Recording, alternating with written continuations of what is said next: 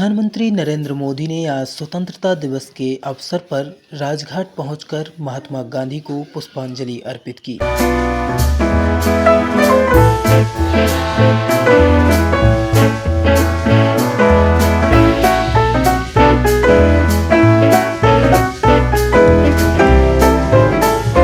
इसके साथ ही पीएम मोदी ने 78वें स्वतंत्रता दिवस के अवसर पर लाल किले पर राष्ट्रीय ध्वज फहराया।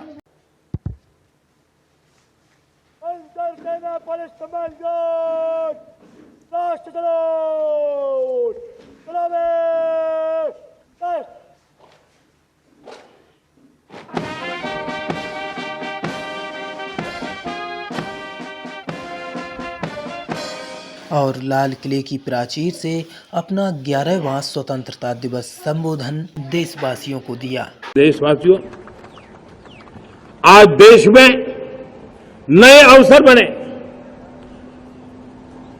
तो मैं कह सकता हूं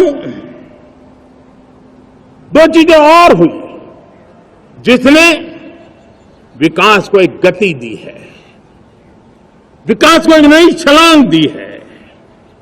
और ये है, पहला है आधुनिक इंफ्रास्ट्रक्चर का निर्माण। हमने इंफ्रास्ट्रक्चर को आधुनिक बनाने की दिशा में बहुत बड़े कदम उठाए हैं। और दूसरी तरफ सामान्य मानवीय के जीवन में जो बाधाएं हैं, ईज ऑफ लिविंग का हमारा जो सपना है, उस पर भी हमने उतना ही बल दिया है। पिछले एक दशक में अभूतपूर्व इंफ्रास्ट्रक्चर का विकास हुआ है। रेल हो, रोड हो, एयरपोर्ट हो, पोर्ट हो, गवर्नमेंट कनेक्टिविटी हो, गांव-गांव नए स्कूल बनाने की बात हो, जंगलों में स्कूल बनाने की बात हो, दूर सुदूर इलाकों में अस्पताल बनाने की बात हो, आरोग्य मंदिर बनाने की बात हो, मेडिकल कॉलेजों का काम हो, आयुष्मान आरोग्य मंदिरों का निर्माण चलता हो, 60,000 से ज्यादा अमृत सरोवर बने हो, 2 लाख पंचायतों तक ऑप्टिकल फाइबर नेटवर्क पहुंचा हो, नहरों का एक बहुत बड़ा जाल बिछाया जा रहा हो, 4 करोड़ पक्के घर बनना, गरीबों को एक नया आश्रय मिलना, 3 करोड़ नए घर बनाने के संकल्प के साथ आगे बढ़ने की हमारी कोशिश हो। हमारा पूर्वी भारत, नॉर्थ ईस्ट, उसका इलाका आज इंफ्रास्ट्रक्चर के लिए जाने जाना लगा है। और हमने ये जो कायाकल्प किया है, उसका सबसे बड़ा लाभ समाज के उन वर्गों तक हम पहुंचे हैं जो ग्रामीण सड़कें वहां बनी है जिनकी तरफ कोई देखता नहीं था, जिस इलाकों को नहीं देखता था, जिन गांवों को नहीं देखता था। दलित हो, पीड़ित हो, शोषित हो, वंचित हो, पिछड़े हो, आदिवासी हो, जंगल में रहने वाले हो, दूर सुदूर पहाड़ों में रहने वाले हो, सीमावर्ती स्थान पर रहने वाले हो, हमने उनकी आवश्यकता की पूर्ति की है।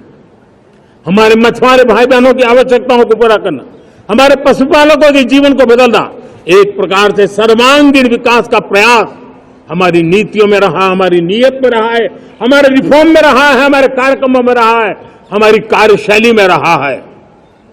और उस सबसे बड़ा लाभ मेरे युवाओं को होता है। उनको नए नए अवसर मिलते हैं, नए नए क्षेत्र में कदम रखने का उसके लिए संभावनाएं बन जाती है। और वही तो सबसे ज्यादा रोजगार दे रहा है। और सबसे ज्यादा रोजगार प्राप्त करने का अवसर इन्हीं समय में उनको मिला है। हमारा जो मध्यम वर्गीय परिवार है, मध्यम वर्गीय परिवार को क्वालिटी ऑफ लाइफ, वो स्वाभाविक उसकी अपेक्षा रहती है।